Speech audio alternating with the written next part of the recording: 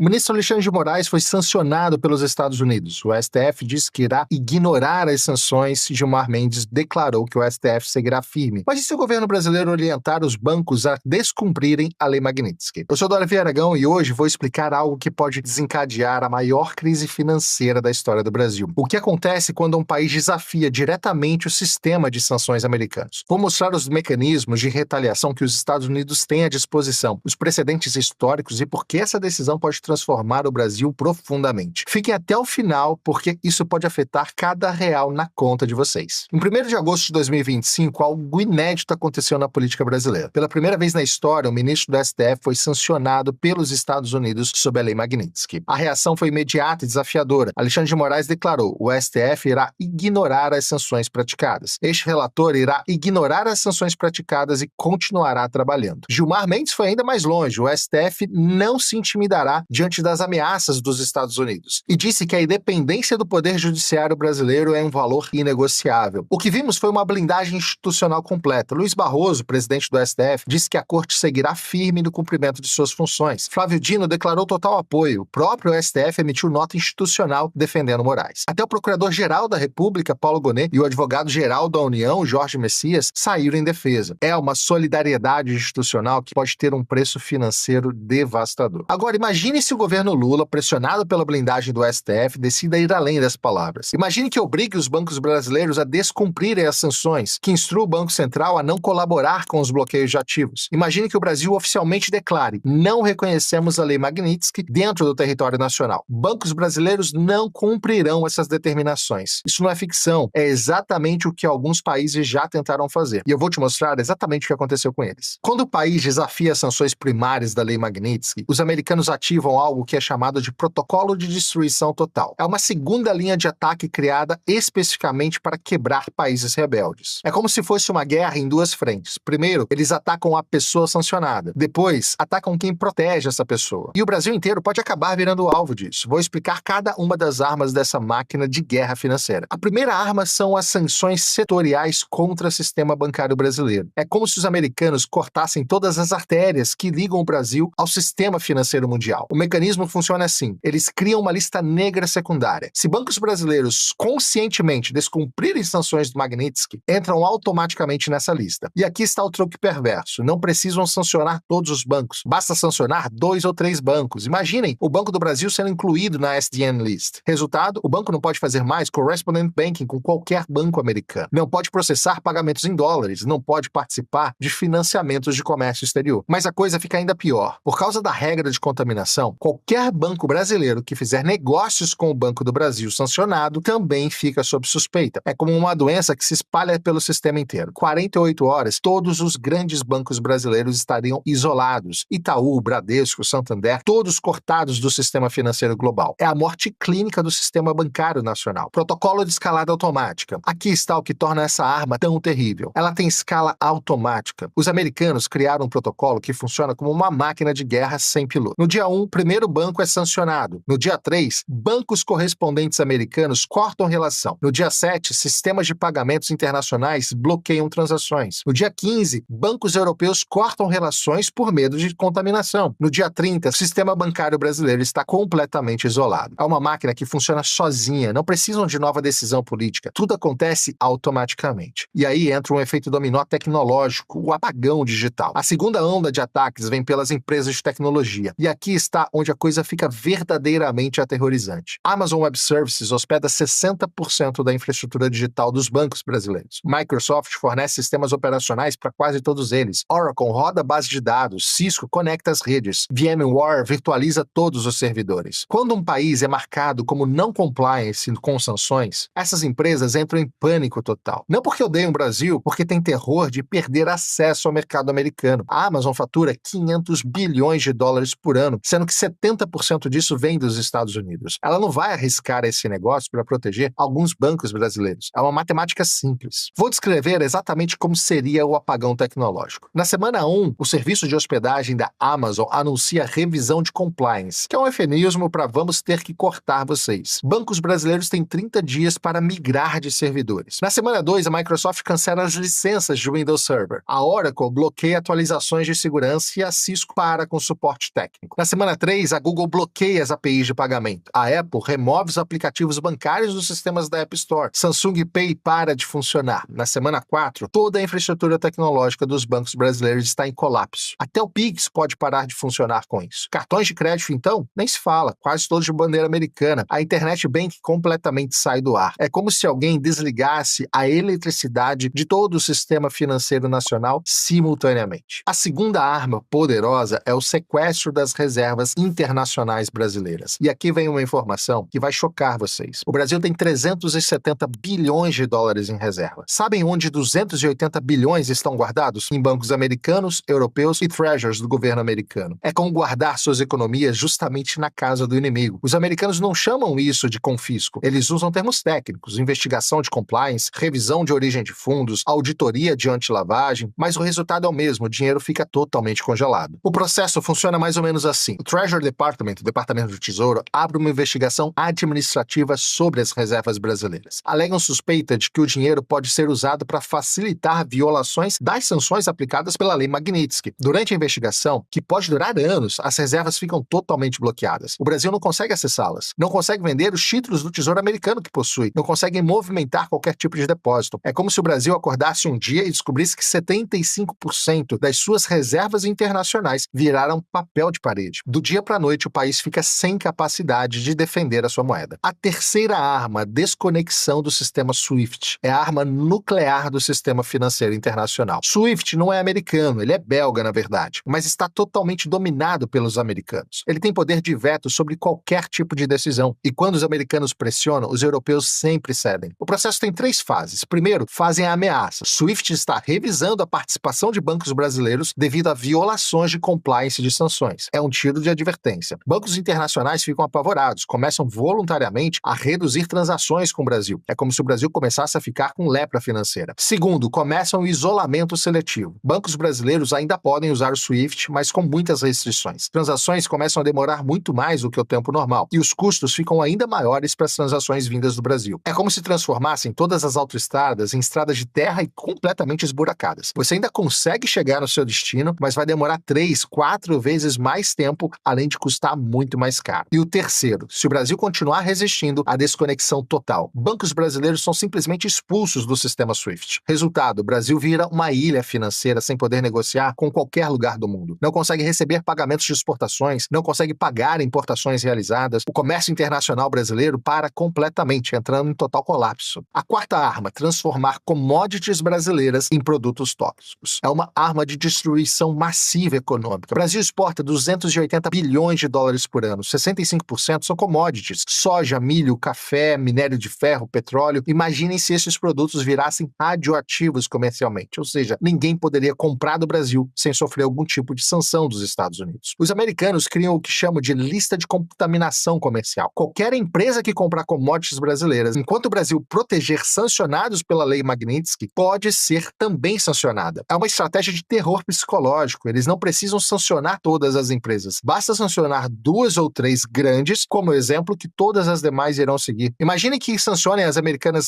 Cargill e Youngster Daniels Midland por comprarem soja brasileiro, que são grandes compradores. No dia seguinte, todas as outras trading companies param de comprar com medo de também serem sancionadas. É como se criassem uma epidemia de medo no mercado de commodities. O Brasil vira pária comercial do dia para a noite. A quinta arma, uma que pouca gente conhece, mas é devastadora. Pressão sobre as seguradoras internacionais. Todo comércio internacional depende de seguros. Navio carregando soja precisa de um seguro marítimo. Avião carregando café vai precisar de seguro de carga também. Até a refinaria de petróleo precisa de seguro de responsabilidade civil. E 95% das seguradoras internacionais são americanas ou europeias. A Lloyds de Londres, a AIG, a Zurich, Allianz. Quando americanos pressionam, elas param de segurar cargas brasileiras. Resultado, navios param de sair dos portos brasileiros. Aviões param de carregar produtos brasileiros. É como se o Brasil fosse declarado não segurável. o olho que tudo vê. E aqui está o ponto mais aterrorizante. Os americanos têm tecnologia para detectar qualquer tentativa de burlar essas sanções em tempo real. Eles criaram algo que chamam de Matrix Financeira. É um sistema de inteligência artificial que monitora trilhões de transações globalmente, 24 horas por dia. Cada transferência bancária gera 200 pontos de dados: origem, destino, valor, horário, tipo da moeda, bancos intermediários, código SWIFT, até localização geográfica dos dispositivos usados. Inteligência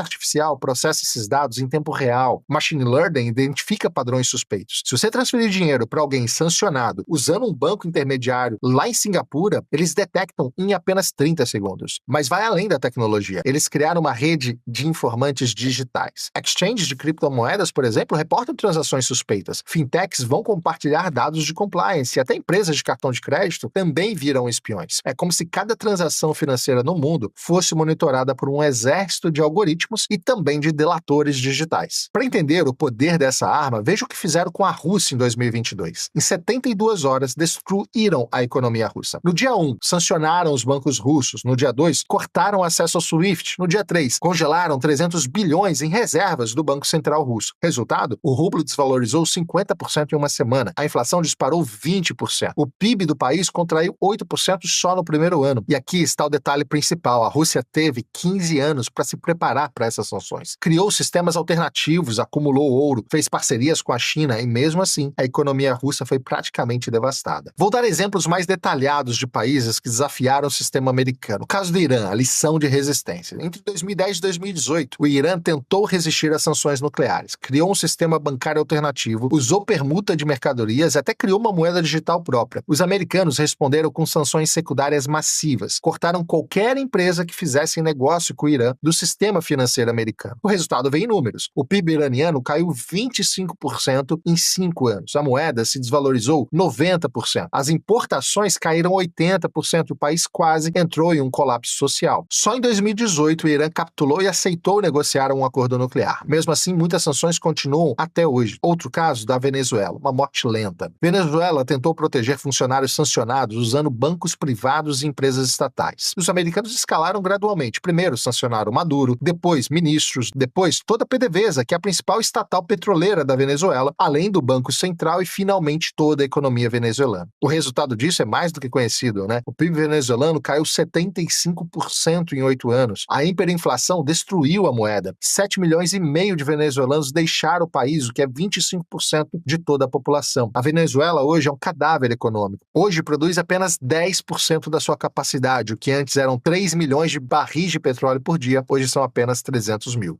Já o caso da Coreia do Norte, um isolamento eterno. A Coreia do Norte criou um sistema financeiro paralelo mais sofisticado que existe. Bancos em Macau, empresas fantasmas em Hong Kong, até hackers cibernéticos para roubar dinheiro. Americanos simplesmente declararam: qualquer banco que toque em dinheiro norte-coreano será banido do sistema americano. Resultado: isolamento financeiro total há mais de 20 anos. O país só sobrevive porque China viola as sanções secretamente. Mesmo assim, a economia está em colapso permanente. A lição desses casos é clara: não importa quais alternativas você crie. Se os americanos decidirem te quebrar financeiramente, eles vão conseguir. O sistema financeiro global é como uma teia de aranha gigante e os americanos estão no centro dela. Qualquer vibração na teia, eles vão sentir. Qualquer movimento suspeito, eles vão atacar. O Brasil está completamente vulnerável. Mais vulnerável que o Irã, mais vulnerável que a Venezuela e mais vulnerável que até mesmo a própria Rússia. Isso porque a nossa economia é totalmente integrada ao sistema americano. Agora, vou simular exatamente o que aconteceria se o Brasil desafiasse as sanções Magnitsky. É um exercício de análise de risco que todo brasileiro precisa entender. Primeira semana, os americanos enviariam um ultimato formal. O Brasil tem 7 dias para instruir seus bancos a cumprirem as sanções contra Alexandre de Moraes ou enfrentará sanções secundárias. O governo brasileiro responde: não reconhecemos autoridade americana sobre o nosso sistema judiciário. Os bancos brasileiros não cumprirão essas sanções. Wall Street Journal, Financial Times, Bloomberg começam cobertura 24 horas desse evento. Investidores internacionais entrariam em pânico imediato. O risco do país dispara. Na semana seguinte, as primeiras retaliações começam. Primeira onda de sanções secundárias. 3 bancos americanos cortam o sistema de correspondent banking com o Banco do Brasil, Bradesco e Itaú, os maiores do país. Resultado imediato disso, o dólar salta de 5,50 para 7 dólares em uma semana apenas. A bolsa despenca praticamente uns 30% e a fuga de capital supera os 20 bilhões de dólares. Empresas começam a cancelar importações aos montes, não conseguem mais obter cartas de crédito, por exemplo. Os portos param de receber navios que dependem de financiamento internacional. Na terceira semana, as empresas de tecnologia entram no jogo. Microsoft avisa que vai cancelar licenças de bancos brasileiros em 30 dias. Amazon suspende novos contratos com bancos brasileiros. Google bloqueia sistemas. Agora, vou explicar algo que nenhum político quer te falar. O preço humano real que os brasileiros pagariam se o governo decidisse proteger Alexandre de Moraes. Não é sobre economia abstrata não, tá? É sobre vida e morte. O primeiro impacto seria uma catástrofe sanitária sem precedentes. Eu vou te explicar por quê, não é exagero. E aqui está um dado que vai chocar vocês. O Brasil importa 95% dos ingredientes farmacêuticos ativos. Significa que 95% dos medicamentos vendidos no Brasil dependem de importações. Insulina para diabéticos, quimioterapia para pacientes de câncer, medicamentos para HIV ou remédios psiquiátricos. Sem acesso ao sistema financeiro internacional, laboratórios estrangeiros param de aceitar pagamentos brasileiros. É como se cortassem o oxigênio de um sistema de saúde nacional inteiro. Além disso, em relação a equipamentos médicos, seria ainda pior. O Brasil importa 80% dos equipamentos hospitalares. Marca-passos, desfibriladores, máquinas de hemodiálise, tomógrafos, respiradores. Imaginem hospitais com pacientes de UTI e os respiradores parando de funcionar porque não conseguem importar peças de reposição, por exemplo. Não conseguem pagar fornecedores estrangeiros. Cirurgias cardíacas canceladas porque não há como importar válvulas. Transplantes suspensos porque não há como pagar medicamentos anti-rejeição. Em 6 meses, teríamos uma crise humanitária comparável a uma guerra, praticamente. Milhares de mortes evitáveis por falta de medicamentos e equipamentos. Segundo impacto, a destruição do sistema alimentar brasileiro. E aqui um outro dado terrível. O Brasil importa 85% dos fertilizantes que usa. E sem fertilizantes, a produtividade agrícola despencaria pelo menos 60% em uma safra. Os preços dos alimentos disparariam. Arroz, feijão, carne, leite, tudo ficaria praticamente inacessível para a população mais carente do Brasil. Mas vai além da produção. O Brasil exporta 80 bilhões de dólares em produtos agrícolas por ano. Sem acesso ao sistema financeiro internacional, as exportações praticamente parariam. O resultado disso é que o agronegócio praticamente quebraria. Milhões de empregos rurais seriam perdidos, cidades do interior entrariam em colapso total por conta da economia ser dependente desse mercado. O terceiro impacto seria uma crise energética. O Brasil importa 70% do petróleo que refina aqui dentro. Importa 40% do gás natural que consome. Sem poder pagar fornecedores internacionais, as refinarias parariam, os postos de combustíveis ficariam sem gasolina, caminhões param de rodar, a distribuição de alimentos colapsa, usinas termoelétricas ficariam sem gás e isso causaria uma instabilidade no sistema elétrico. As indústrias param de produzir por falta de energia confiável dentro do país. É como se voltássemos lá no século XIX, economia baseada em carvão e lenha, desenvolvimento de décadas perdido em meses. O quarto impacto é que o Brasil vira um país isolado tecnologicamente, sem Google, sem Microsoft, sem Amazon, sem Apple. As universidades perdem acesso a jornais científicos, pesquisadores ficam isolados da comunidade internacional. A medicina perde acesso a bases de dados médicas globais. Empresas perdem acesso a softwares internacionais e bancos ficam sem sistema de segurança atualizados. Fintechs param de funcionar e estudantes não conseguem usar plataformas educacionais internacionais. O Brasil vira um país academicamente isolado, como a Coreia do Norte é, por exemplo. E, obviamente, um outro impacto é o êxodo massivo da classe média alta. Qualquer brasileiro que tenha condições financeiras tentará sair do país. Médicos, engenheiros, cientistas, empresários, todos tentando emigrar antes que seja tarde demais. É como se o cérebro do país fosse sugado para fora. Universidades ficam sem professores qualificados, hospitais sem médicos especialistas, empresas sem executivos competentes para liderá-las. Em 2 anos, o Brasil perderia 30% de sua população mais qualificada. É um genocídio intelectual isso. O sexto impacto seria a destruição do sistema previdenciário. Imagina fundos de pensão brasileiros que têm 50% de investimentos em títulos estrangeiros. Com essas aplicações congeladas, aposentadorias poderiam parar de ser pagas. É como se roubassem décadas de contribuições previdenciárias e idosos ficam totalmente desamparados, com famílias inteiras entrando em completo desespero. E aqui está o dilema moral que vai definir o futuro do Brasil. De um lado, proteger a independência de um ministro do STF. Do outro, proteger 220 milhões de brasileiros de uma catástrofe humanitária. De um lado, manter o orgulho nacional e do outro, evitar que milhares morram por falta de medicamentos importados, por exemplo. De um lado, resistir ao imperialismo americano e do outro, permitir que o Brasil continue negociando com todo o restante do mundo. A realidade é que a soberania é um luxo que países dependentes não podem pagar. E o Brasil é brutalmente dependente do sistema internacional. Não temos medicamentos próprios, não temos fertilizantes próprios, não temos tecnologia própria, não temos sistema financeiro independente. Somos um país com pretensões de potência, mas com a vulnerabilidade de um país subdesenvolvido. E essa contradição seria exposta de uma forma brutal. A A realidade é brutal, mas precisa ser dita. O Brasil não tem condições de desafiar o sistema financeiro americano. A Lei Magnitsky não é apenas uma ferramenta jurídica, é uma arma geopolítica que pode destruir economias inteiras, como já fez antes. E o Brasil está totalmente vulnerável a ela. A verdadeira lição aqui não é sobre Alexandre de Moraes ou STF, é sobre poder real no mundo moderno. Poder real não está em constituições ou soberania formal, está no controle de sistema financeiro global. E esse controle está lá em Washington. O que vai acontecer nos próximos meses determinará não só o futuro de Alexandre de Moraes, mas o futuro da relação entre Brasil e Estados Unidos. Uma coisa é certa, a hora da inocência acabou. Autoridades brasileiras agora sabem que estão sujeitas ao escrutínio americano. E saiba, isso muda todo o jogo. Se você quer entender como essas pressões geopolíticas afetam sua vida, se inscreva no canal. Na próxima semana eu vou explicar como os outros países criaram sistemas financeiros alternativos e por que eles fracassaram. E deixa nos comentários, você acha que o Brasil deveria resistir ou ceder às pressões dos americanos? O debate está aberto, mas as consequências, elas são reais. No final das contas, estamos assistindo o maior teste de soberania nacional da história brasileira recente. E a conta desse teste pode ser paga por cada um de nós. Porque quando impérios financeiros entram em guerra, quem paga o preço acabam sendo os cidadãos comuns. Mais uma vez, quero agradecer pela sua companhia. Se você gostou, curte esse vídeo, compartilha com quem você acha que pode se interessar e não esquece de se inscrever no canal. Todo dia tem vídeo novo aqui para você saber tudo o que está acontecendo aqui nos Estados Unidos. Obrigado pela sua companhia. Até a próxima.